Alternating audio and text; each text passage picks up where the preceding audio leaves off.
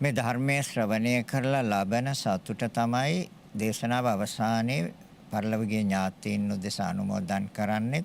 ඒක සුජීවත්ව සිටින සියලු දෙනාට ආශිර්වාදයක් වෙන්නේ ඒ ධර්මයේ ශ්‍රවණය කරලා ඒ තුලින් ලබා ගන්න සතුට තුලින්. ඒ නිසා මේ ධර්ම දේශනාව ආරම්භ කරනවා. ඒකට දාන්නවා මේ ධර්ම දේශනා මාලාවක්. දත දීර්ඝ කාලයක් පුරාවට සිද්ධ කරගෙන ඉන්නේ විසුද්ධි මාර්ගයේ උපකාර කරගෙන.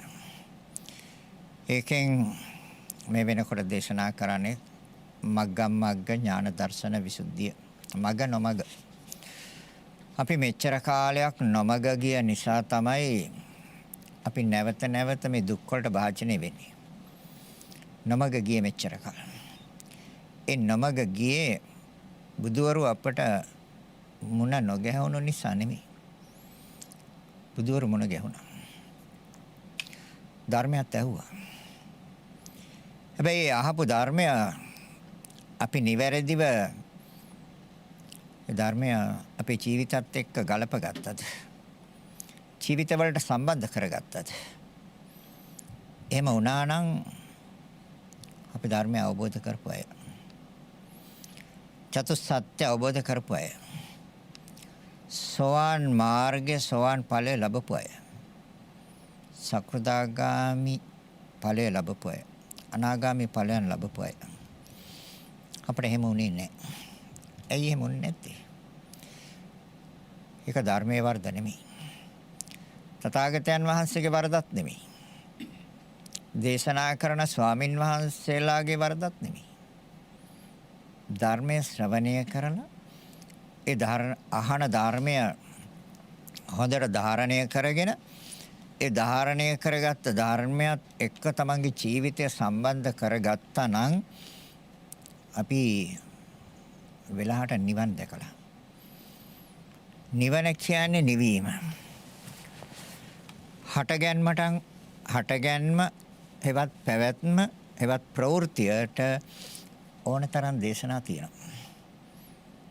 පැවැත්මට, හටගැන්මට, ප්‍රවෘත්තියට, භවයෙන් භවයට සංසරණය වීමට ඕනතරම් දර්ශන, ඕනතරම් දේශනා, ඕනතරම් මත ලෝකේ තියෙනවා. හැබැයි අපි නුවණින් හිතන්න ඕනේ, නුවණින් කල්පනා කරන්න ඕනේ, විමසන්න ඕනේ මේ පැවැත්මේ, මේ ප්‍රවෘත්තියේ, මේ සසර ගමනේ මොකද්ද තියෙන වටිනාකම? මොකක්ද තියෙන ප්‍රයෝජනේ? ලැබපු දෙයක් තියෙනවද? ඒ ලැබපු දේවල් අපිට මේ භවයෙන් භවයට යනකොට ගෙනියන්න පුළුවන්ද? එහෙමනම් අපිට සසරේ සැප විඳින්න පුළුවන්. එහෙම ගෙනිච්ච කෙනෙකුත් නැහැ. අතීතයෙන් වර්තමාන භවයට ගෙනාපු කෙනෙකුත් නැහැ.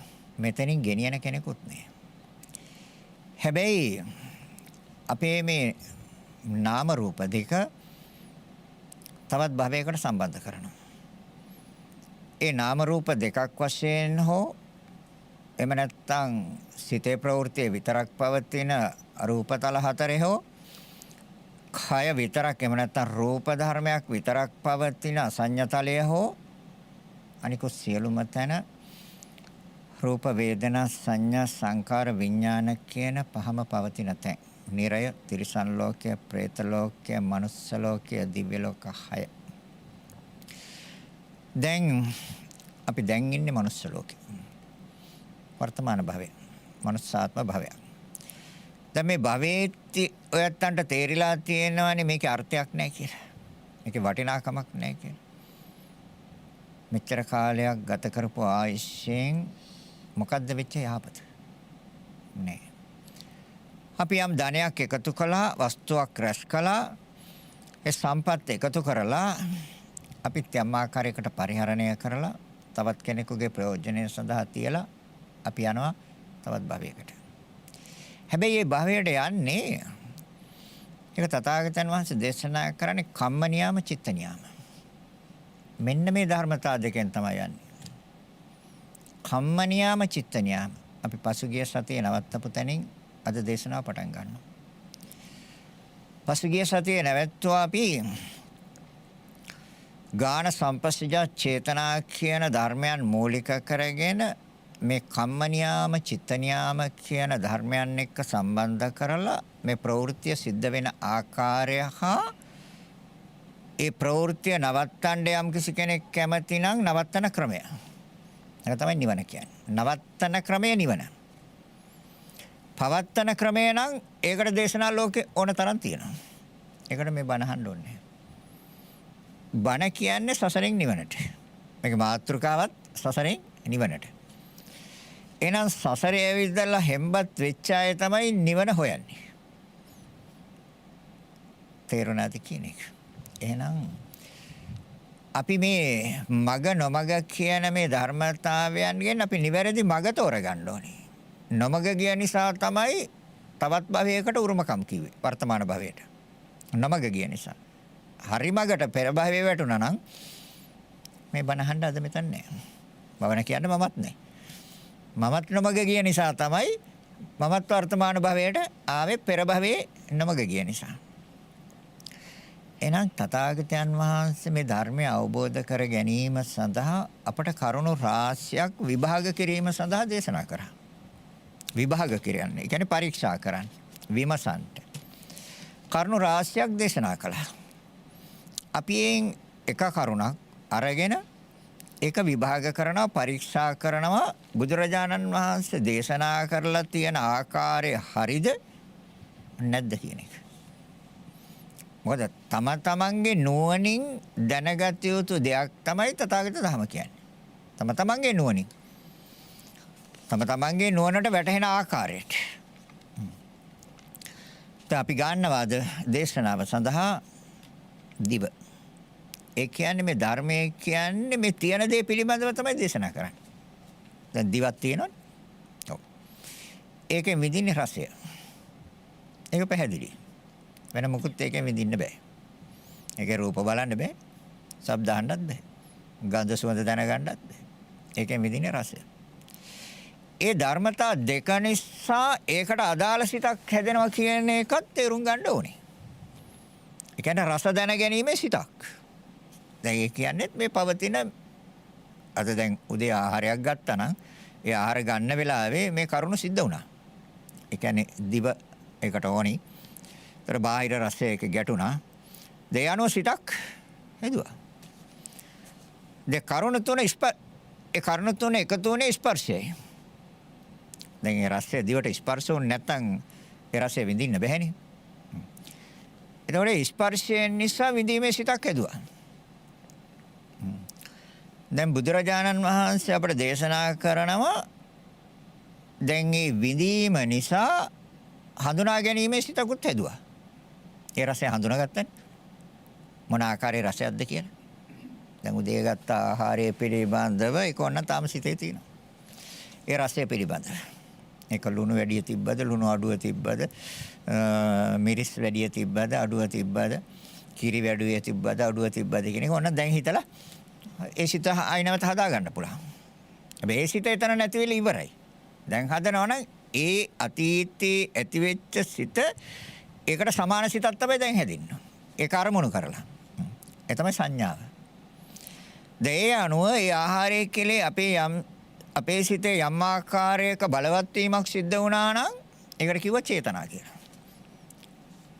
ජීවහා කියන්නේ දිව, බාහිර රසය, දෙක නිසා සිත ජීව විඥාණය, තුන් කරුණ එකතුව ජීව සම්පස්සය, ඒ ස්පර්ශය නිසා විඳීමේ සිත, ඒ රසය හඳුනා ගැනීමේ සිත, ඒ ආහාරයේ කෙරෙහි බලවත් වුණා නම් සිත චේතනා. තේරෙනවද කියන එක? ඒතකොට චේතනා කියන්නේ මොකක්ද කියන එක ඔයත් හොඳට දන්නවා කර්මය කියන එක. දැන් රසය පිළිබඳව කර්මයක් හදලා ඉවරයි. රසය පිළිබඳව කර්මයක් හදලා ඉවරයි. එතකොට දැන් බුදුරජාණන් වහන්සේ දේශනා කරනවා කම්ම නියාම චිත්ත නියාම. එහෙනම් ඊගා භවයට යන්න හේතුවක් හැදුවා. හරිද? ඊගා භවයට යන්න හේතුවක් හදලා ඉවරයි. දැන් අද උදේත් ආහාරය ගත්ත ඒ ආකාරයෙන් නම් දැන් හේතුවක් හදලා තියෙනවා තවත් භවයකට යන්න. ඒකට කියන්නේ ජීවා සම්පස්සජා චේතනා. අපි දැන් ගන්නවා එකින් එක මග නොමග. ඒ කියන්නේ නිවැරදි මගට වැටෙන ආකාරය. දැන් දිවනේ.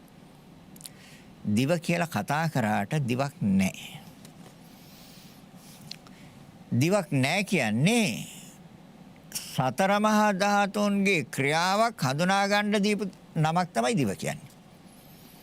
දිව නිර්මාණය කරපු ධර්මයයි අපිට බුදුරජාන් වහන්සේ හොයාගන්න කියන්නේ.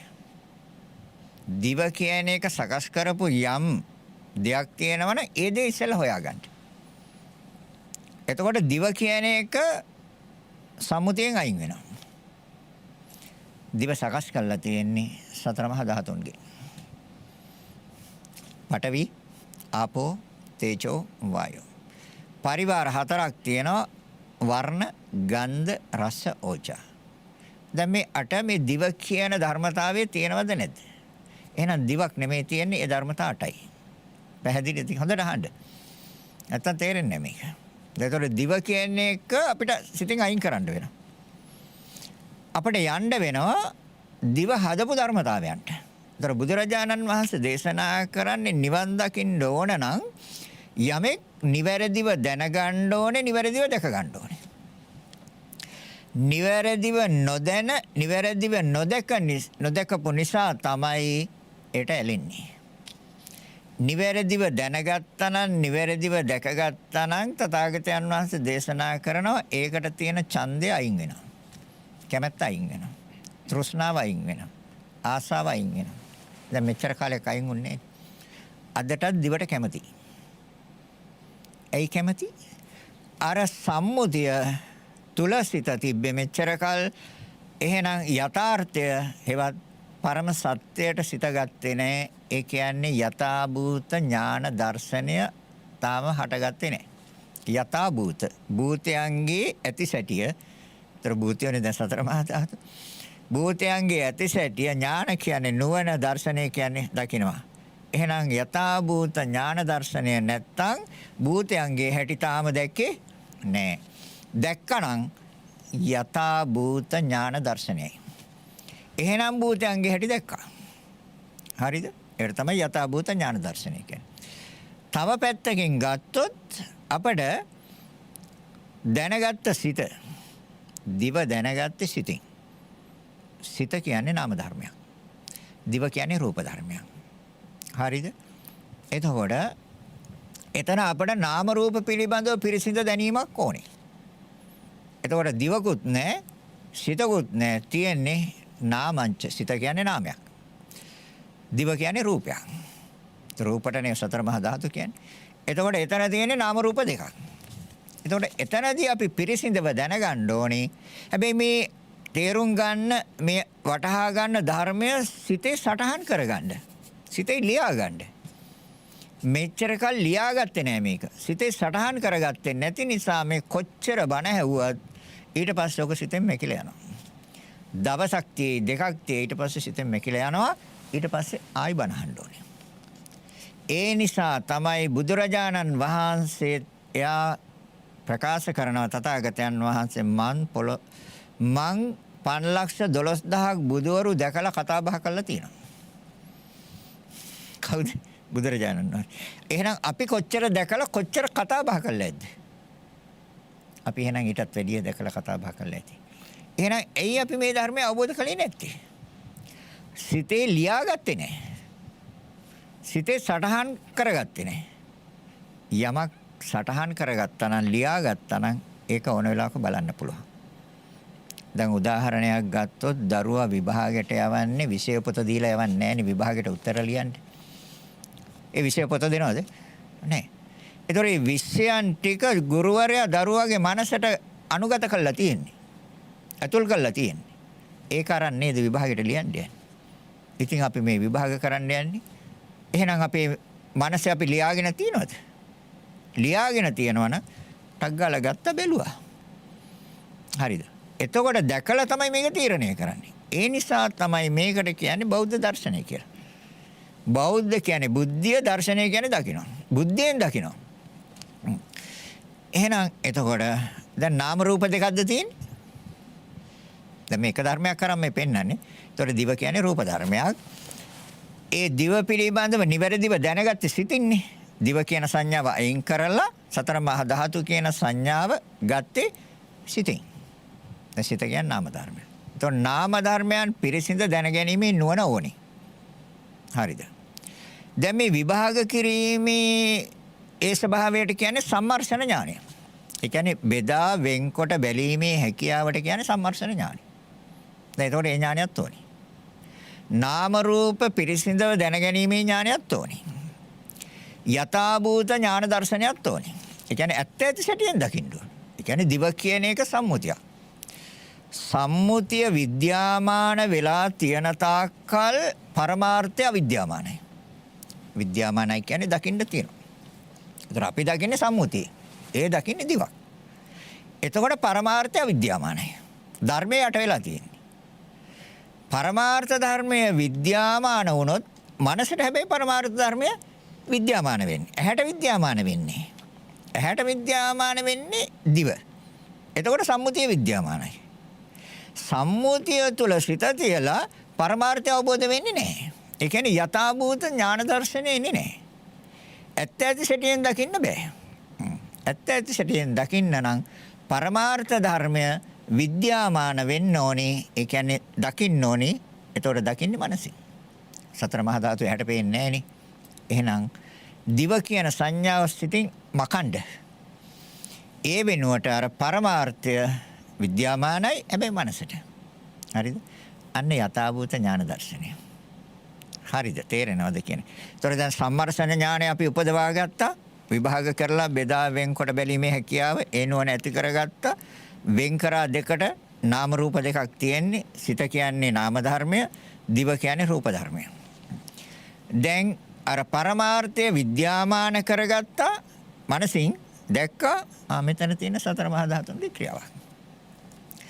දැන් මේ මග්ගම් මග්ග ඥාන දර්ශන විසුද්ධිය බුදුරජාන් වහන්සේ දේශනා කරන්නේ මෙතන ඉඳලා අරිහත්ත්වයට යන කම්ම මෙනෙහි කරන්න තියෙන්නේ අනිත්‍ය වශයෙන්. දුක් වශයෙන් හා අනාත්ම වශයෙන්. දැන් අපිට ඒක හරියටම තේරුණාද වැටහුණාද අවබෝධ වුණාද? ඒ කියන්නේ අනිත්‍යයි කියන එක. අනිත්‍යයි කියන්නේ తాවකාලිකයි කියන එකනේ. අස්තිරයි කියන එකනේ. හැබැයි අපි දැන් දිව අනිත්‍යයි කියලා කිව්වට කියන්න බෑ දිව පෙන්වන්න පුළුවන් ඕන වෙලාවක. මේ තියෙන්නේ. එහෙනම් මේකේ කොහොමද අනිත්‍ය දකින්නේ? අනිත්‍ය දකින්න නම් පරමාර්ථයට යන්න ඕනේ. ඒ කියන්නේ අර යථාභූත ඥාන දර්ශනය තුල තමයි අනිත්‍ය දර්ශනය වෙන්නේ. එතකොට භූතයන්ගේ අනිත්‍ය තියෙන්නේ. දිවේ නෙමෙයි. දිවේ අනිත්‍යයක් තියෙනවා. හැබැයි ඒක ඇහැට පේන එකක්. යථාභූත ඥාන දර්ශනය තුල අනිත්‍ය දකින්න නම් පරමාර්ථ ධර්මයේ විද්‍යාමානයි. එතකොට පඨවි ආපෝ තේජෝ වායෝ වර්ණ ගන්ධ රස ඕජා කියන සුද්දාස්තක කලාපයයි දිවේ ක්‍රියාත්මක වෙන්නේ. එහෙනම් භූතයන්ගේ අනිත්‍යයක් තියෙන්නේ. හරිද? ඒතර භූතයන්ගේ අනිත්‍ය නම් චිත්තක්ෂණ 17ක් තුළ ඇතිව නැති වෙනවා. තේරෙනවද? පඨවි ධාතුව ඉපද බින්දෙනවා. ආපෝ ධාතුව ඉපද බින්දෙනවා. තේජෝ ධාතුව ඉපද බින්දෙනවා. වායෝ ධාතුව ඉපද බින්දෙනවා. ඇතිව නැසෙන්නේ නැති වෙනවා. දැන් අන්න අනිත්‍ය කියන එක එතනදී ප්‍රකට වෙනවා. එහෙම නැත්නම් දැන් අපි බැලුවොත් දැන් විලකින් නෙළුම් මලක් කඩන් ආවා. දැන් මේ තියෙන නෙළුම් මල. දැන් විලකින් කඩාගෙන ආවා. දැන් ඔක ගෙනලා පූජාසනය මත තිබ්බා. දැන් හැන්දෑව වෙනකොට ඔකට බලන්න මොකද වෙලා තියෙන්නේ කියලා. ඕක කළු පාට වෙලා. ඕකේ පෙති මැලවිලා. දෙක තුනක් හතරක් පහක් බිමට වැටලා තියෙනවා. එතන අනිත්‍ය පේනවා. හැබැයි ඒ අනිත්‍ය නෙමෙයි බුදුරජාණන් වහන්සේ දේශනා කරන්නේ. තථාගතයන් වහන්සේ දේශනා කරන අනිත්‍ය ලක්ෂණය නම් අර සතර මහා ධාතුන්ගේ ඇතිවීම නැතිවීම චිත්තක්ෂණ 17ක් තුළ. ඒකයි මනසට ඇතුල් කරගන්න ඕනේ. ඒකයි සිතේ සටහන් කරගන්න ඕනේ. එතකොට දිව කියන එකක් දකින්න බෑ. තේරෙනවද කියන්නේ? එයි චිත්තක්ෂණ 17ක් කියන්නේ තත්පරය ලක්ෂයකට බෙදුවත් ඊටත් වඩා කෙටි කාලයක්. චිත්තක්ෂණ 17ක් කියන්නේ. අපි අනන්ත කියලා දීලා තියෙනවා. එහෙනම් මේ පේන්න තියෙන්නේ මොකද්ද? මේ දිව පේන්න තියෙන්නේ. කම්ම චිත්ත ඍතු ආහාර. කර්මයෙන් නිරන්තරයෙන් රූප කලාප ඉපදවනවා. ඒ නිසා තමයි අර කම්ම නියාම චිත්ත නියාම කියන ධර්මතාවය තථාගතයන් වහන්සේ පෙන්වන්නේ. කම්ම නියාම. කර්මයෙන් නිරන්තරයෙන් රූප කලාප උපදවනවා. සිතේ ප්‍රවෘත්තිය තියෙනකන් රූප කලාප උපදවනවා. දිවේ ක්‍රියාකාරීත්වයේ තියෙන සිතේ පවතිනකම් විතරයි. නැද්ද? එතනින් හට ඉවරයි. එහෙනම් සිත, ඒතර කම්ම චිත්ත. ඒතර කම්ම චිත්ත කියන්නේ එහෙනම් බුදුරජාණන් වහන්සේ දේශනා කරපු න්‍යාම ධර්ම දෙකයි. සත්‍යයේ ප්‍රවෘත්තියට සත්‍යයේ පැවැත්මට තථාගතයන් වහන්සේ දේශනා කරන්නේ කරුණු දෙකයි. කම්ම නියාම චිත්ත නියාම. මේක හැදුනේ පෙර කර්මයෙන්. මේකේ ආරම්භය පටන් ගත්තෙත් පෙර කර්මයෙන්. ඇයි පෙර කර්මයක් එක්ක පැටලිච්ච මනසනේ භවයක් අරන් දුන්නේ. චුති ප්‍රතිසන්දි කියන ධර්මතා දෙක සම්බන්ධ කළේ. ඒ කියන්නේ අතීත භවය හා වර්තමාන භවය සම්බන්ධ කළේ. ඒකට කියන චුති ප්‍රතිසන්දි කියලා. කර්මයක පැටලිච්ච මනසයි ආවේ මවගේ ගර්භාෂයේ බැස්සේ. විතරයක් ඇතුලේ බැසින්නෙත් ඒකයි. කුණු කාණු පල් වතුර වල බැසින්නෙත් ඒකයි. ඕපපාතිකව නම් නාම රූප දෙකම හට ගන්නවා. එතකොට අණ්ඩජ, ජලාබුජ, සංසේදජ, උපපාතික. ඔය හතර ඇර වෙන කිසිම ආකාරයක් නැහැ සත්‍යෝ පහළ වෙන. ඔය හතරෙන් එකකින් ඕනේ ඉන්න. එතකොට ඒක අපිට ප්‍රත්‍යක්ෂයි අපි ඇවිල්ලා තියෙන ජලාබුජ. ඒ කියන්නේ මෞකුසක. මෞකුසෙන් ආවේ අපි ඔක්කොම. මෞකුසට ආවේ කර්මයක පැටලිච්ච මනසයි අර මවගේ ගර්භාෂයේ යුක්තාණුය සම්බන්ධ වුණේ. දැන් ඒතර කම්ම නියාම චිත්ත නියාම නෙමෙයිද? හා? ඒතර කර්මයට අනුකූලද දිව එතකොට? දිව නෙමෙයි සතර මහා ධාතුන්ගේ ස්වභාවයක් හැදුවේ කර්මය දිවක් හැදුවේ නැහැ. පැහැදිලිද කියන එක? පැහැදිලිද කියන එක. හැබැයි අපි එහෙනම් දිවට කැමති. කැමති? බුදුරජාණන් වහන්සේ දේශනා කරන ඇයි මේ අනිත්‍ය දෙයකට කැමති වෙන්නේ? මේ ලෝකේ යම් දෙයක් අනිත්‍ය නම් ඒක අනිවාර්යෙන් දුකයි. අනිවාර්යෙන් දුකයි අනිත්‍ය නම්. නිට්ටය නම් සපයි. තේරෙනවද? නිට්ටයයි කියලා ගන්න මේ ලෝකේ මොනවද තියෙන්නේ? අනිත්‍යයි. අනිත්‍ය නම් දුකයි. හැබැයි දුක අපි ප්‍රතික්ෂේප කරනවා. අපි ප්‍රතික්ෂේප කරනවානේ. අපි බැහැර කරනවා. නේ අපිට එපා දුක. හැබැයි තමන්ගේ කැමැත්ත හැටියට වෙනස් කරන්න බෑ. පුළුවන් ද තමන්ගේ කැමැත්ත හැටියට වෙනස් කරන්න? ඒකයි අනාත්මයි කිව්වේ. එහෙනම් අනිත්‍ය තුල දුක්ඛ තියෙනවා, දුක තුල අනාත්ම තියෙනවා. මග්ගමග්ග ඥාන දර්ශන විසුද්ධියේදී අපි මේ ධර්මතා තුන නිවැරදිව සිතේ සටහන් වෙන්න ඕනේ. දැන් අනිත් කාරණය තමයි දැන් චතුරාර්ය සත්‍ය අවබෝධ වෙන්නත් ඕනේ. දැන් ඕකනේ හොයන්නේ. චතුරාර්ය සත්‍යනේ හොයන්නේ. මෙන්න බලන්න. දැන් දිවයිති රූපයටනේ. දිවයිති රූපයට. දිව මෙනෙහි කරපු ඒක විභාග කරපු සිතයිති නාමයට.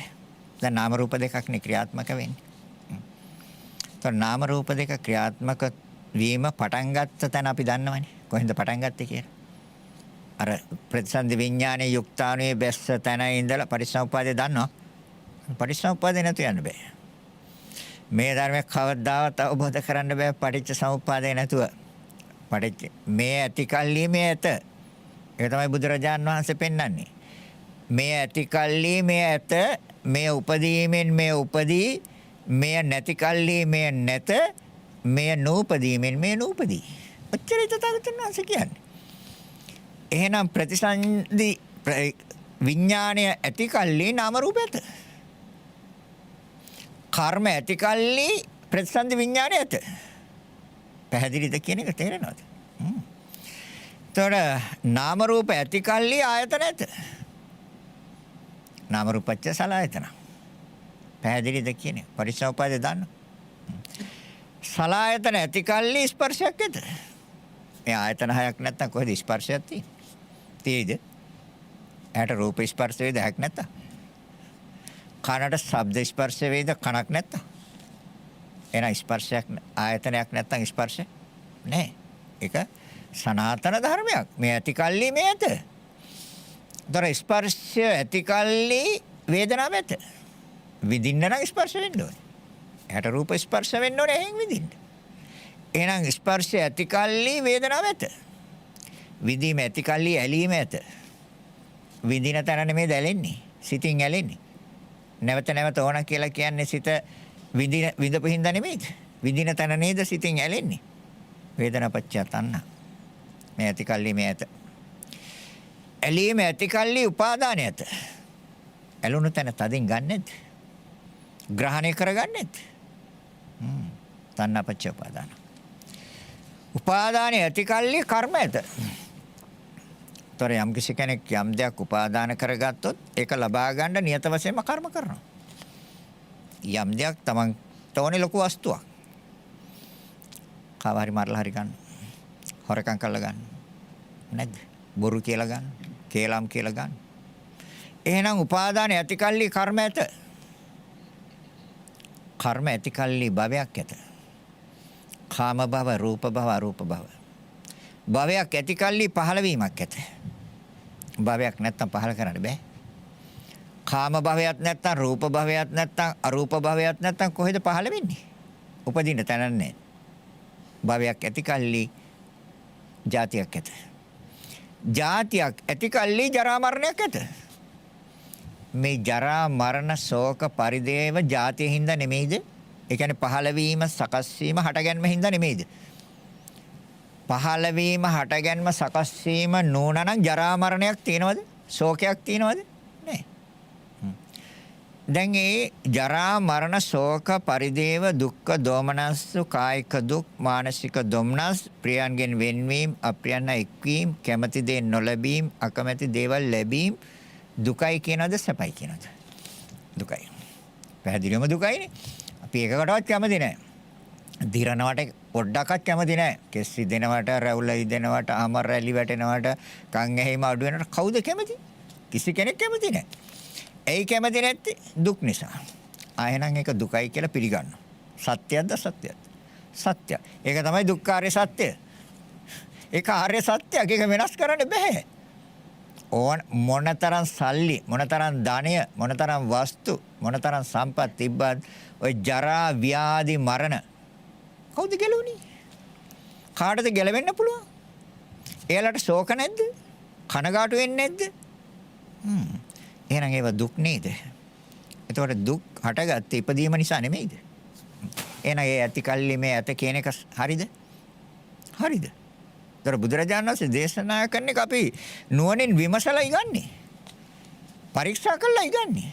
ඒතර තථාගතයන් වහන්සේ මේ නැති කල්ලි මේ නැත. එහෙනම් නිවෙන්න ඕන නම් ඊට ඉස්සරහින් තියෙන ධර්මතාවය අයින් කරන්න ඕනේ. දැන් එහෙනම් පිළිගන්නව නේද ජරා මරණ ශෝක මේවා දුක් කියලා. ඔතනම තියෙන හේතුව. එයි. ඔය දුක් විඳ විඳ දැන් චතුරාර්ය සත්‍ය කියන එක දුක කියන එක ආර්ය සත්‍යය. දුක්ඛාර්ය සත්‍යය. සමුදාය සත්‍ය නිගාවෙක. ඒතර සමුදාය සත්‍ය කියන්නේ තෘෂ්ණාව හේවත් චන්දරාගය හේවත් ආශ්‍රව. ආශ්‍රව කියන්නේ ඇලෙනවා. ඇලෙනවා කියන්නේ තණ්හාව. හරිද? දැන් අපි මේ දුක් විඳ විඳ මෙච්චර ජරා ව්‍යාධි මරණ ශෝක මේ ඔක්කොටම භාජනයේ වෙවි ඉඳගෙන අපි කාමාශ්‍රව හදන්නේ නැද්ද? කාමයන්ට ඇලෙන්නේ නැද්ද? ඉතින් දුක කියන තැනනේ හේතුව තියෙන්නේ. දෙක එකට තියෙන්නේ. මේ දුක් විඳ විඳ නැවත හේතුව හදනවා. කාමාශ්‍රව. කාමයන්ට කැමතිද නැද්ද? නැහැ කිව්වොත් බොරු. ඇස පිනවන්න කැමතිද නැද්ද? එතකොට හේතුව හදනවනේ. එතකොට හේතුව හදන්නේ මොකටද? දුකට හේතුව හදන්නේ. නැද්ද? අර ජරා මරණ වලටනේ හේතුව හදන්නේ මේ. ඒතර බුදුරජාණන් වහන්සේ දේශනා කරන්නේ ආශ්‍රව යම් කිසි කෙනෙක් සහ මුලින් අයින් කළොත් එයා අවිද්‍යාවෙන් නිදහස්. එයි අවිද්‍යාවටත් හේතුවක් පෙන්වන බුදුරජාණන් වහන්සේ. අවිද්‍යාව හේතුවක් නැතුව හට ගන්න ධර්මතාවයක් නෙමෙයි. අවිද්‍යාවටත් හේතුවක් පෙන්වනවා. අවිද්‍යාවට හේතුව මොකද? ආශ්‍රව. කාමාශ්‍රව, භවආශ්‍රව, ditthිආශ්‍රව. කාමාශ්‍රව කියන්නේ කාමයන්ට ඇලෙනවා. ඒ ඇලෙන කාමයන් දෙකයි. වස්තුකාම, ක්ලේශකාම. වස්තු කියේ සම්පත්. ගෙවල් දොරවල්, යාන වාහන, ඉඩකඩම්, මිල මුදල්, රන් රිදී මුතුමැණික්, ආභරණ, මිල මුදල්, එතකොට යාන වාහන, අමුදරුවෝ, ඥාති මිත්‍රාදී. කැමතිද නැද්ද? එහෙනම් කාම. ආශ්‍රව කියන්නේ ඇලෙනවා. දැන් සිතින් ඇලිලා නැද්ද? එහෙනම් මේ දුක විඳින්න විඳ හේතුව හදනවද නැද්ද? දැන් බුදුරජාණන් වහන්සේ දේශනා කරන මේ නැති කල්ලි මේ නැත. ආශ්‍රව නැත්තම් අවිද්‍යාව නැත. ආශ්‍රව තමයි අවිද්‍යාවට ප්‍රත්‍ය වෙන්නේ. අවිද්‍යාව කියන්නේ මේ දුක පිළිබඳව දන්නේ. ඒකට හේතුව දන්නේ. නිරෝධය දන්නේ. දුක්ඛ නිරෝධ ගාමිනී ප්‍රතිපදා ඒක දන්නේ. ඒ කියන්නේ චතුරාර්ය සත්‍ය දන්නේ. දැන් මෙතන චතුරාර්ය සත්‍ය තියෙනවා. එහෙනම් අපි මේ අනන්ත අප්‍රමාණ දුක් විඳිනා එතකොට විඳින ගමන් ආයි හේතු හදනවා. ආශ්‍රව. දැන් කාමාශ්‍රව තියෙනවා. එතකොට ඒ කාමයන්ට ගෙවල් දොරවල් වලට කැමති, ඉඩකඩම් වලට කැමති, යාන වාහන වලට කැමති, මිල මුදල් වලට කැමති, ආභරණ වලට කැමති, අමුදරුවන්ට කැමති නැහැ නැද්ද? ඒ කාමාශ්‍රව. ඔය ටිකම ඊගාව භවයටත් ඊට වැඩියෙන් ඕන කියලා හිතෙන්නේ නැද්ද? ඒකට තමයි කුසල් කරන්නේ. කුසල් කරන්නේ ඒකට. භව තණ්හාවෙන් කුසල් කරන්නේ. එතකොට භව ආශ්‍රව. මේ ධර්මතාවයෙන් මේ දේ නිසා මේ දේ වෙනවා කියන එක තේරෙන්නේ නැත්නම් එතකොට ditthi ආශ්‍රව. මේ ඇති කල්ලි මේ ඇත. මේ නැති කල්ලි මේ නැත. මේ උපදීමෙන් මේ උපදී. මේ නූපදීමෙන් මේ නූපදී. එහෙනම් මේ නූපදීමෙන් මේ නූපදී. එතකොට ආශ්‍රව නූපදීද දුක නූපදී. ඒ කියන්නේ තෘෂ්ණාව අයින් කළොත් දුක නැහැ. ඒතර සමුදාය සත්‍ය හැටියට මොකද්ද බුදුරජාණන් වහන්සේ පෙන්වන්නේ? තණ්හාව නේද? ආර්ය සත්‍ය හැටියට පෙන්වන්නේ. ඒ තෘෂ්ණාව නිසා තමයි කර්ම කරන්නේ. ඒතර තෘෂ්ණාව කියන්නේ අවිද්‍යාවත් එක්ක පැටලිච්ච ධර්මයක්. මේ අනවබෝධය නිසා තමයි තෘෂ්ණාව තියෙන්නේ. අවබෝධය තුළ තෘෂ්ණා චන්දරාගය අයින් වෙනවා. ආශ්‍රව අයින් වෙනවා. දැන් ආශ්‍රව අයින් කරාද? නැහැ. දැන් හේතු හදනවානේ. ඒතර හේතු හදනවා නම් බලාපොරොත්තු වෙන්න වෙන්නේ මොනවද? දුක්. දැන් එහෙනම් දිව කියන එක දුකටයි තියද? නැත්. ඒ පැවැත්මක් තියෙනවානේ. මේකේ දිරීමක් තියෙනවා. මේක බිඳීලා අවසන් වීමක් තියෙනවා. දිව නිසා ශෝක වේ, කනගාටු වේ, හඬයි, වැළපේ. දැන් එතකොට අවිද්‍යාව. එතකොට ආශ්‍රව ප්‍රත්‍ය වෙන අවිද්‍යාවට. කාමාශ්‍රව, භවආශ්‍රව, ditthිආශ්‍රව තියෙන තාක්කල් යාට අවිජ්ජාශ්‍රව තියෙනවා. ඒ කියන්නේ අවිද්‍යාව. ඒ කියන්නේ චතුරාර්ය සත්‍ය පිළිබඳව අනවබෝධයනේ අවිද්‍යාව කියන්නේ. එතකොට අවිද්‍යාව තියෙනවා නම් කර්ම හදනවද නැත්? අවිජ්ජාපච්ච සංඛාරා. අවිජ්ජාපච්ච සංඛාරා. අවිද්‍යාව ප්‍රත්‍යයයි එන අවිද්‍යාව ඇති කල්ලි සංස්කාර ඇත. අවිද්‍යාව නැති කල්ලි සංස්කාර නැත. අවිද්‍යාව ඉපදීමෙන් සංස්කාර උපදී. අවිද්‍යාව නූපදීමෙන් සංස්කාර නූපදී. ආශ්‍රව ඉපදීමෙන් අවිද්‍යාව උපදී. ආශ්‍රව නූපදීමෙන් අවිද්‍යාව නූපදී. කාමාශ්‍රව, භවආශ්‍රව, ditthිආශ්‍රව කියන සියලු ආශ්‍රවයන් සහ මුලින් නැත්තම් එයාට මොකද්ද කියන්නේ? එයාට කියන්නේ තියෙන විඥා උදපාදී. එයා විද්‍යාව උපදවලා තියෙන. අවිද්‍යාව නැහැ. මේ හොඳට මතක තියාගන්න මේ ආශ්‍රව හා විද්‍යාව ඕනෝන්ට ප්‍රත්‍ය වෙන ධර්මයක්. ධර්ම දෙක. ආශ්‍රව තියන්නේ අවිද්‍යාව නිසා. අවිද්‍යාව තියනවද? එහෙනම් ආශ්‍රව තියෙනවා. තේරෙනවද? මේ ධර්මතා දෙක නිරන්තරයෙන් ඕනෝන්ට ප්‍රත්‍යයයි. හැබැයි ඒකට යන්නේ චිත්තක්ෂණ දෙකයි. එයි. ඇලෙන්න ගොඩක් වෙලා යනවාද? චිත්තක්ෂණයි නේ තියෙන්නේ. ඇලෙන්නේ සිතින්නේ. ඉතින් සිතේ ආයශර 17න් එකයි. එක චිත්තක්ෂණයි. එක චිත්තක්ෂණයක් තුල ඇලෙනවා. ඇලෙන ශණයෙන් අවිද්‍යාව. එතකොට ආශ්‍රව ඇති කල්ලි අවිද්‍යාව ඇත. එහෙනම් ආශ්‍රව ඉපදීමෙන් අවිද්‍යාව උපදී. ආශ්‍රව නූපදීමෙන් අවිද්‍යාව නූපදී. අවිද්‍යාව ඉපදුනේ නැත්තම් අවිද්‍යායත්තේව අශේෂ විරාග නිරෝධා සංඛාර නිරෝධෝ. එහෙනම් සංඛාර නිරුද්ධයි. අවිච්ඡා පත්‍ය සංඛාරා. අවිද්‍යාව ප්‍රත්‍යය සංස්කාර වලට. සංස්කාර කියන්නේ කර්ම වලට. හරිද? එතකොට තථාගතයන් වහන්සේ දේශනා කරන කම්ම නියම චිත්ත නියම. එහෙනම් කර්මයක පැටලිච්ච සිත අණ්ඩජ, ජලාබුජ, සංසේදජ, උපපාතික. හැබැයි අපි තුන් තැනටම ගියේ නෑ. අපි එක තැනකට ආවා. නිවැරදි තැනට අවිල්ලා තියෙන්නේ. ජලාබුජ මෞකසට. ඒක නිසානේ බණහඬ වාඩි උනේ. බිත්තරයක් ඇතුලේ හිටියනම් අපි අද බණහඬ වාඩි වෙන්නේ. කුණු කාණු පල් වතුර වලට ගියා නම් අපි මේ බණහනවද? ප්‍රේතෙක් වුණා, තිරිසනෙක් වුණා නම්, ඕපපාතික වුණා නම්, ප්‍රේතය ඕපපාතිකයි. තේරෙනවද? එහෙම වුණා නම් අපි බණහනවද? එහෙනම් අපි නිවැරදි තැනට ඇවිල්ලා තියෙනවානේ. හැබැයි නිවැරදි තැනට ඇවිල්ලා නිවැරදි දේ තේරුම් ගත්තේ නැත්නම් තථාගතයන් වහන්සේගේ වරදද, ධර්මයේ වරදද, හාමුදුරුවන්ගේ වරදද, බණහනයිගේ වරදද? ඒකයි මම මුලින් කිව්වේ 512000ක් බුදුවරු දැකලා කතා බහ කරලා තියෙනවා තථාගතයන් වහන්සේ. අපි ඊටත් වැඩිය දැකලා කතා බහ කරලා ඇති. හැබැයි සෑම බුදුවරයෙක්ම දේශනා කළේ මේ චතුරාර්ය සත්‍යයයි. මේ ස්කන්ධ ධාතු ආයතන මේ පටිච්ච සමුප්පාදයයි දේශනා කරන්නේ. මෛත්‍රී බෝසතාණන් බුදුරජාණන් වහන්සේ ළඟ ඔයත් නිවන් දකින්න ප්‍රාර්ථනා කරනවා නම් ඒ තථාගතයන් වහන්සේ දේශනා කරන්නේ ওই චතුරාර්ය සත්‍යම තමයි. ওই නාම රූප දෙකම තමයි. හයි. ලෝකේ තියෙන්නේ ওই දෙක විතරයි. නාම රූප දෙක විතරයි නේද තියෙන්නේ ලෝකේ. හරි.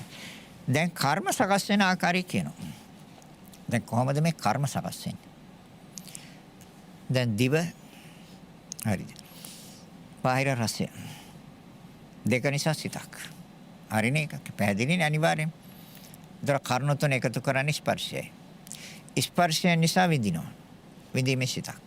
හරිද? විඳින දේ හඳුනා ගන්නවා. ඊට පස්සේ හඳුනා ගැනීමේ සිතක්. ඒ හඳුනා ගැනීමේ සිත තුළ බලවත් වීමේ සිතක් වෙනවා. සිත බලවත් වෙනවා. එන චේතනා. ඔන්න කර්මයන් සකස් වෙන විදිය. චේතනා කියන්නේ කර්මයයි. දැන් එතකොට දිවටත් කැමති නැද්ද? කැමති. රසයට මම කැමති. ඒ දෙක නිසා උපදින සිතට කැමති. කර්ණ තුන එකතු කරන ස්පර්ශයට ස්පර්ශ වෙන්න බෑ නැත්තම් ඔක සිත හදන්න බෑනේ. විඳින්න බෑනේ ස්පර්ශුන් නැත්තම්. එන ස්පර්ශයටත් කැමති. විඳීමටත් කැමති. රසෙ විඳින්න බෑ. විඳිනවනේ. සිතෙන් විඳින්නේ. එතකොට හඳුනා ගන්නත් කැමති. එතකොට දැන් මොකද වෙලා තියෙන්නේ? දැන් කර්ම හදලාද? කර්ම හදලා. නෑ. නිවැරදිව මගට වැටුනොත් එන්නේ ඕනේ ආර්ය අෂ්ටාංගික මාර්ගය සම්පූර්ණ වෙන්න ඕනේ. ඒක තමයි නිවැරදි මග. ඒ ප්‍රතිපදාවක් කියවනේ බුදුරජාණන් වහන්සේ පිළිවෙත. පිළිවෙත මොකද්ද? සම්මාදිට්ඨිය. ආර්ය අෂ්ටාංගික මාර්ගයේ සම්මාදිට්ඨි, සමසංකප්ප, සමවාචා, සමකම්මන්ත, සමආජීව, සමවායාම, සමසති, සමසමාධි. මේ 8 එන්න ඕනේ. මේකෙන් 7ක් එනවා පිරිවර වෙලා සමාධියට. එතකොට තමයි නිවැරදි මගට වැටෙන්නේ. නිවැරදි මගට වැටෙන්නේ එතකොටයි. නැත්තම් නිවැරදි මගට වැටෙන්නේ නැහැ. සම්මාදිට්ඨිය නැත්තම් නිවැරදි මගට වැටෙයිද? නැහැ. තථාගතයන් වහන්සේ දේශනා කරන්නේ නිවනට ප්‍රතිපදාව පිළිවෙත ආර්ය අෂ්ටාංගික මාර්ගයයි. දුකක් තියෙනවා. දුකට හේතුව දැන් පෙන්වුවනේ. එතකොට එහෙනම් හේතු අයින් කළොත් දුක්ඛ නිරෝධයි. ඒකට පාරක් තියෙන්න එපේ, මගක් තියෙන්න එපේ. කොහොමද යන්නේ කියන එක. මොන පැත්තෙන්ද යන්නේ, මොන විදිහටද යන්නේ? පාර තමයි ආර්ය අෂ්ටාංගික මාර්ගය. එතකොට ආර්ය අෂ්ටාංගික මාර්ගයේ අවසානයේක සම්මා සමාධිය. සම්මා සමාධියනේ. හැබැයි සමාධිය කියන්නේ චිත්ත ඒකාග්‍රතාවය, සිතේ තන්පත් බව, සිත නොවිසිරවීම, ඒ අරමුණේ සිත මනාව පිහිටීම. මේ 7 හැබැයි පිරිවර වෙන්න ඕනේ. මේ පිරිවරත් එක්ක එන්න ඕනේ සමාධියට. කවුද පිරිවර? සමාධිය. එතකොට දැන් මම මෙච්චර වෙලා කතා කරපු එක තුල ඔයත් නිවැරදිව දැක්කනම් දැන් සම්මාදිට්ඨිය නැද්ද? නැද්ද සම්මාදිට්ඨිය? තියෙනවනේ. නිවැරදිව දැක්කනේ දැන් පෙන්නපු ආකාරයේ මේ ජීවා සම්පස්සජා චේතනා කියන මේ ධර්මතා ටික අරගෙන දැන් චතුරාර්ය සත්‍ය පෙන්නවා, නාම රූප පෙන්නවා, එතකොට සම්මර්ෂණ ඥානය පෙන්නවා. සෙනෙහසෙනෙහ පාසා ඉපද බිඳෙන ස්වභාවය පෙන්වනවා. උද්‍යව්‍ය ඥානය පෙන්වනවා. ඒකට කියන්නේ උද්‍යව්‍ය ඥානය. ඇතිවීම තොර සතර මහා ධාතුන්ගේ ස්වභාවය පෙන්වනවා. මේ සම්මාදිට්ඨි නෙමෙයිද? ඒ පිළිබඳව විතර්ක කළා. ඒ විතර්ක කියන්නේ කල්පනා කරනවා. ඒතොර ඒ පිළිබඳව නිවැරදිව කල්පනා කරා නම් සම්මා සංකප්ප නෙමෙයිද? දැන් තව කාරණයක් පෙන්නවා කර්මයට අනුවයි හැදුනේ කියන එක. කම්ම නියාම චිත්ත නියාම කියන එක. එතකොට එහෙනම් කර්මයට අනුව නම් මේ ධර්මතා ටික සිද්ධ වෙන්නේ. එහෙනම් එතන තියෙනවා කම්ම නියාම චිත්ත නියාම. පැහැදිලිද? එතකොට දැන් කර්ම අයින් කළොත් මොකද වෙන්නේ? ප්‍රතිසන්දියක් අරගන්න විඥානයක් නැහැ. විඥානය නිවෙනවා. ඒක තමයි නිවන කියන්නේ. විඥානය නිවන්න ඕනේ. විඥාණයට ආහාර දෙනවා. ඒ කොහමද ආහාර දෙන්නේ? ආහාර දෙන්නේ අර චේතනා කියන තැනට අරන් ගියේ. දිව බාහිර රසය දෙක නිසා සිත කර්ණ තුන එකතු කරේ ස්පර්ශයයි ස්පර්ශය නිසා විඳා විදීමේ සිත විඳින දේ හඳුනාගත්තා. හඳුනා ගැනීම තුළ සිත බලවත් වුණා. ඒක පැත්තක්. ඒ කර්ම සකස් වෙන චේතනා කියන්නේ කර්ම. ඒකට කියන්නේ ජීවවා සංපස්සජා වේදනා කියනවා. ජීවවා සංපස්සජා සංඥා කියනවා. ජීවවා සංපස්සජා චේතනා කියනවා. ඒක පැත්තක්. තව පැත්තකින් පෙන්නනවා කර්ම සකස් වෙන ආකාරය. ඒ තමයි දිවත් ආසාවෙන් පිළිගත්තා. දිවට කැමති. ඒකත් කැමැත්තෙන් පිළිගත්තා. බාහිර රසය දැන් ඒ රසය මිහිරිනම් ප්‍රණීතනම් හොඳට ආස්වාදයක් ඇති වෙනවා නම් ඒ අරමුණ පිළිගන්නවද නැද්ද? ඒකට කියන්නේ රසාරම්මන. ආරම්මන 6යි. රූපාරම්මන, ශබ්දාරම්මන, ගන්ධාරම්මන, රසාරම්මන. දැන් මේ කතා කරන්නේ රසාරම්මනය ගැන. ඒතකොට රසය ආරම්මනයක්. හරිද? දැන් අරමුණ පිළිගත්තා. පිළිගත්තා. හොඳයි රසයි ඒක. හරි ෂොක් එක. කවුද හැදී? කොහොම මොනවාද මේකට දාලා තියෙන්නේ? අහනවද නැද්ද? අරමුණ පිළිගත්තා. ඒකට කියන සම්පටිච්ඡන. ඒක තීරණය කළා. හරි රසයි කවුරු හරි හොඳට හදලා තියෙනවා. තීරණය කරනවද නැද්ද? වත්තපන. ඊගාවට කියන එනවා සිතක් වත්තපන කියලා. ඒ කියන්නේ නිශ්චය කරනවා. මේක මට හොඳයි හැමදාම හදාගන්න. එහෙම නැත්නම් දවස් කීපයකට හරි දවස් කීපයෙන් කීපයට හරි දවස් දෙකෙන් තුනකින් හරි අපි මේක නැවත හදමු. කියනවද නැද්ද? එතකොට වත්තපන. ඊට පස්සේ එනවා ඒ පිළිබඳව සිත් කීපයක් හට ගන්නවා. ඒකට කියනවා ජවන් කියලා. නැවත නැවත හිතනවද නැද්ද? අර එදා කාපු ආහාරේ නම් හරි ෂොක්. මේක ආයි හදමුකෝ. කියනවද නැද්ද? එතකොට සිත් පෙලක් හටගෙනද නැද්ද? ඒකට කියනවා ජවන් කියලා. ඒ අරමුණ තදින් අරගත්ත හින්දානේ ඒක නැවත හොයන්නේ. ඒකට කියනවා තදාරම්මන කියලා. කර්ම හදලා ඉවරයි. ඒ ඔක්කොම ගොඩ නැගුණේ සිතේ නෙමෙයිද? එහෙනම් කම්ම නියාම චිත්ත නියාම. ප්‍රතිසන්දියක් හදනවද? හදනවා. එතන පෙරේතය වෙලා උපදින්නේ. ආහාර හොයාගෙන ගෙදර එන්නේ ආයි. අර පිඟානට ආහාර ටිකක් දාලා එළියෙන් තියනවා. නෑ අම්මා සමහරට දිව්‍ය ලෝකේ ඉන්නත් පුළුවන්. මෙහෙ පිඟානකට මේක දැන්නන්නේ නැහැ. හැබැයි ක්‍රමේ දැන් හොඳයි. ඒක දැන් ධර්මයේ ටිකක් තේරෙනවා කට්ටියට දන්නවා. නැත්තම් ඉස්සර තිබ්බා. ඔව් අර ගොට්ටක් හදලා ඉවරලා පිඟානකට මේ ඔක්කොම ටික දාලා ඉවරලා ඒක ඇතුලෙන් තියෙනවා අම්මා මැරුණාම තාත්තා මැරුණා. අම්මා තාත්තා දිව්‍ය ලෝකේ ඉපදිලා දන්නේත් නැහැ. මේ පෙරේත ගොට්ටක් තියෙනවා. පෙරේතය කරලා දිව්‍ය ලෝකේ ඉන්න පුළුවන් සමහර විට. දැන් මේ පෙරේතය කරලා. තිබුණ නැද්ද එහෙම කලින්? මේ දැන් නැහැ හොඳයි. දැන් ටිකක් තේරුම් අරන් තියෙනවා. ඉතින් කැම පිඟානක් දෙන්න ඕන නම් අම්මට කාමරෙන් මේ වෙන්න වගේ මේසෙන් තිබ්බම ඉවරයි. දැන් වෙන්දට එහෙමද දුන්නේ? එළියට දුන්නේ අම්මට තාත්තට? නෑනේ. එහෙනම් චුතිය ඇති වෙනවත් එක්කම ප්‍රතිසන්දි ආරං ඉවරයි. තේරෙනවද? එතකොට අම්මා කියලා කෙනෙක් ඉන්නවද? දැන් නාම රූප දෙකක්. නාම රූප දෙකක් තියෙනවා. පුජ්‍යල සංඥාවක්. එතකොට නැති පුච්චලේ අපි සංඥාවකින් හදාගෙන තියෙනවා. ඒකයි සංඥාව වැරදි කියලා කියන්නේ. අපි ගන්න සංඥාව වැරදි. නිවැරදිව සංඥාව ගන්න ඕනේ. ඒ තමයි අනිත්‍ය සංඥාව. චිත්තක්ෂණ 17ක් තුළ ඇතිව නැති වෙනවා. සිත එක චිත්තක්ෂණයක් තුළ ඇතිව නැති වෙනවා. එහෙනම් ගන්න. නিত্য සංඥාව වෙනකොට අනිත්‍ය සංඥාව. අනිත්‍ය නම් මේ ලෝකයේ යම් දෙයක් දුකයි. එහෙනම් සැප සංඥාව වයින් කරන්න. දුක්ඛ සංඥාව ගන්න. ආත්මයක් කියලා හිතනවා නම් ඒක වැරදි. ආත්ම කියන්නේ භවයෙන් භවයට යන එකක් හෝ සදාකාලික ස්ථිර එකක්. එහෙම එකක් නැහැ නේ.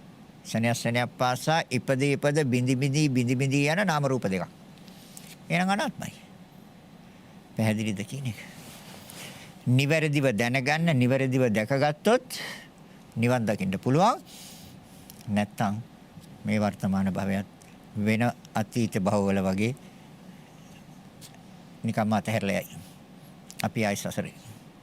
පොළගෙක් වෙන්න පුළුවන්, ණයෙක් වෙන්න පුළුවන්, ගැරන්ඩියෙක් වෙන්න පුළුවන්, ගෙම්බෙක් වෙන්න පුළුවන්, කොටියෙක් වෙන්න පුළුවන්. ඔය සෑම දෙයක්ම අපි වෙලා තියෙනවා. තේරෙනවද? හැබැයි අද ඉන්න අපි නියම තැනට ඇවිල්ලා.